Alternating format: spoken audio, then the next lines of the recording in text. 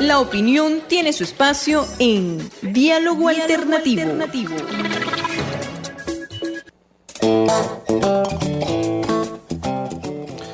Entramos ya en lo que es el último segmento de nuestro programa por el día de hoy. Bueno, hablando un poco de las perspectivas ante la crisis y la dura situación por la que estamos pasando, Gonzalo, lo más novedoso desde el punto de vista político fue el lanzamiento de este frente que es conocido como Frente Amplio, donde decía yo en mis primeros comentarios, se ven caras muy clásicas, por así decirlo.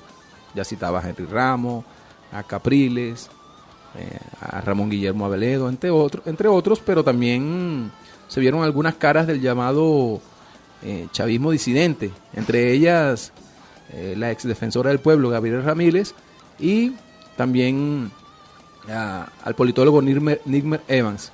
¿Qué opinión te merece este tipo de coaliciones o agrupamientos? Bueno, yo te escuché en tu introducción editorial del programa y coincido con lo que manifestaste al respecto.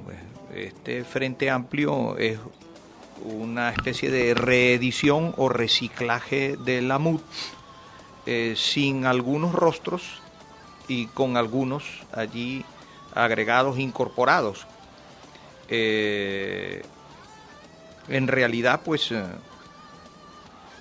pienso que es la clásica oposición, fundamentalmente de derecha, que ya hemos conocido sus actuaciones a lo largo de todos estos años. No creo que tengan nada nuevo que ofrecer, ni nada mejor para la población venezolana. Hay allí algunos puntos que se han manifestado como elementos de posible coincidencia, entre los cuales está lo de mejorar las condiciones electorales, cambiar las condiciones para el ejercicio del voto, ¿no? Pero que lo hacen desde una postura de llamar a la abstención. En realidad nosotros no tenemos por qué estar en un frente de esa naturaleza para pelear por mejores condiciones democráticas. Eso lo podemos hacer desde nuestra autonomía y desde nuestra independencia, porque entrar en un frente de esa naturaleza significa estar supeditados a esa dirección. Ese no es un frente que va a estar al servicio de los intereses del pueblo venezolano en sus luchas democráticas por un mejor nivel de vida, por los derechos humanos, etcétera, sino que pues es un instrumento de esa oposición que estos sectores que no quieren participar en estos momentos, y por supuesto que hay cantidad de argumentos para objetar la forma como se dan las elecciones en estos momentos en Venezuela, pero que en el caso de ellos todo esto parece estar articulado con otros proyectos y con otros planes. Que ellos han oscilado a lo largo del tiempo. Uh-huh. Estuvieron en el golpe del 11 de abril, uh-huh. Estuvieron en las distintas intentonas golpistas que se realizaron contra el proceso, golpistas en un sentido muy distinto a lo que hubo anteriormente en Venezuela cuando se produjeron, digamos, levantamientos cívico-militares contra todo lo que implicó la Cuarta República y las políticas que nos aplicaron. Están al servicio pues de un proyecto de doble poder, de establecer una especie de Estado paralelo, vinculadas obviamente con las directrices de los Estados Unidos. Estamos en un problema porque aquí no hay soberanía y autonomía de las direcciones políticas. Entonces, ¿qué hace el gobierno se supedita a los imperialismos emergentes y esta gente es cadena de transmisión de los intereses de los norteamericanos. Entonces, ¿qué hacen en un espacio como ese personaje del llamado chavismo disidente, Gonzalo? ¿Qué te parece a ti? Yo creo que el llamado chavismo crítico disidente debería tener una postura de autonomía, de independencia política, Nosotros con quien nos tenemos que unir es con nuestro pueblo, con la clase trabajadora, con los sectores populares, con los campesinos, con los indígenas, con las reivindicaciones de las mujeres, de todos los sectores sociales oprimidos o que están en condiciones de desventaja en el país. Para hacer eso no es necesario unirse con las direcciones políticas que representan los intereses del capital y de las roscas de la política nacional. Es decir, esa es una concepción equivocada de la unidad. La unidad es por abajo, La unidad no es concertarse con los viejos partidos políticos. Entonces, en ese sentido nosotros discrepamos, nosotros tenemos que buscar otro tipo de concurrencia de fuerzas, ¿no?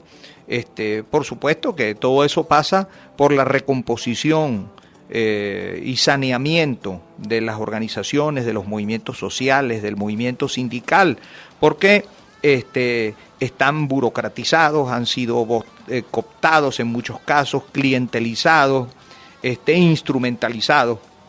Entonces tenemos que buscar el desarrollo de esa autonomía y de esa independencia, no estar supeditados a otros intereses, ni a los intereses de una burocracia que nos oprime y que también es parte del sistema de explotación y que está representada por el sistema del partido PSUV y el gobierno, que ya no es lo que fue la Revolución Bolivariana, que dio la espalda a eso y lo que está haciendo es simular y utilizar elementos del viejo discurso vacío de contenido, pero tampoco para ponernos en brazos o supeditarnos a las viejas direcciones políticas de la burguesía.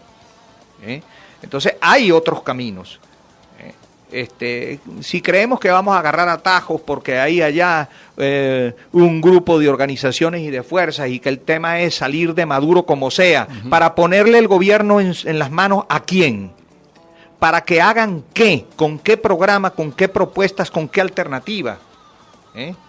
Las propuestas que ellos tienen y las prácticas que ellos han realizado no están en consonancia con los intereses del pueblo venezolano y con sus necesidades. Entonces, tenemos que construir nuestro propio camino. Y nosotros hemos dicho que tenemos que levantar una nueva alternativa, una nueva referencia revolucionaria. Revolucionaria, recuperando el valor y el sentido de esa palabra, desnaturalizada y pervertida por la burocracia corrupta que se ha apoderado de la conducción del Estado. ¿Te parece que lo que los está juntando hasta ahora es o priva eso de salir de Maduro como sea? Sí, hay el criterio de que sumando fuerzas todos juntos entonces tienen más posibilidades para provocar un cambio. Pero ¿un cambio hacia dónde? Nos juntamos todos para ir hacia dónde y para que gobierne quién. Es decir, ahí es donde yo veo el problema porque, bueno, estamos en ese rollo, pues, ¿no? De Guatemala en Guatepeor, ¿no? No por hacer una valoración de qué puede ser peor que lo otro, ¿no? Pero lo que sí es cierto, Gonzalo, permíteme decir esto, es que los corresponsables, siempre le hemos dicho, los principales responsables de este desastre es el PSUV gobierno, pero los corresponsables están ahí, las principales caras de la corresponsabilidad están ahí en esa coalición. Por supuesto, y han participado de todos los negocios. Si vemos nosotros las listas de Cadivi, lo que se sabe de eso y cómo se han distribuido las divisas en el país y cómo las han fundido, ahí están todos esos sectores, los financistas y los inversores del negocio político que representa la oposición venezolana, pues identificada con la derecha clásica, con la otra derecha, porque ahora lamentablemente nos surgió una derecha nueva, que es la derecha producto de la degeneración y la perversión de la dirigencia de la revolución bolivariana, pues, que en lugar de seguir avanzando en el camino revolucionario con el pueblo, pues se han querido apropiar del coroto para hacer una nueva casta, para hacer ellos una nueva burguesía, una burguesía chimba, ¿no? Entonces, la unidad es articulando con el pueblo, con la gente en las luchas y no con los aparatos políticos que representan intereses ajenos a la población. Sí, yo creo que eso es muy importante decirlo porque indudablemente que sigue estando presente una inquietud, una perspectiva a nivel de base, pues, e incluso de lo que fue tanto sectores de base que tradicionalmente votaron por las organizaciones MUD, como por supuesto también la organización de base quienes tradicionalmente hicieron parte del proceso bolivariano. Entonces, desde esa perspectiva, nosotros lo que decimos es que hay posibilidad de poder levantar un nuevo referente político y con un programa para esta crisis que indudablemente, juntándonos con esta gente, como tú muy bien lo explicabas, pues difícilmente, esta gente no habla nunca del desfalco a la nación, por ejemplo, no habla nunca de la corrupción, más allá de cuestiones, yo lo decía, cuestiones por allá extractas, no habla nunca del tema de la deuda, de lo que significa en sí el mecanismo y de que se habría que incluso auditar la deuda nuestra. Bueno, se nos queda 2 minutos, Gonzalo, un mensaje final. Bueno, como parte de ese mensaje, no quiero pasar por alto, ya que han mencionado el 63 aniversario de Fe y Alegría, pues, ¿no? Sí, darle un saludo, una felicitación muy afectuosa. Puedo recordar el papel que jugó esta emisora al lado de los sectores populares, pero particularmente en las circunstancias del 11, 12 y 13 de abril, reflejando lo que estaba haciendo el pueblo para tratar de recuperar el curso constitucional. Yo me encontraba en ese entonces en una radio que fue ya desaparecida, la radio alternativa de Caracas, y fuimos... que intentaron liquidarla en ese entonces a esa emisora, y junto con otros medios alternativos, y Fe y Alegría jugó un papel muy importante, ¿no? Como lo juega en la formación de los sectores populares. Una felicitación y mis respetos para esta emisora.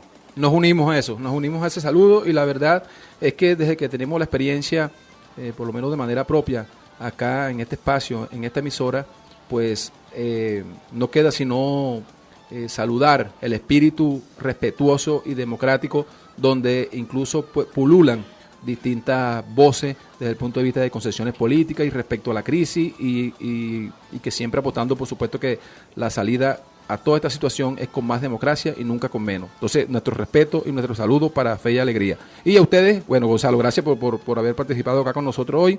A ustedes, amigas y amigas, gracias por acompañarnos como todos los lunes, y nos encontramos nuevamente, bueno, la próxima semana.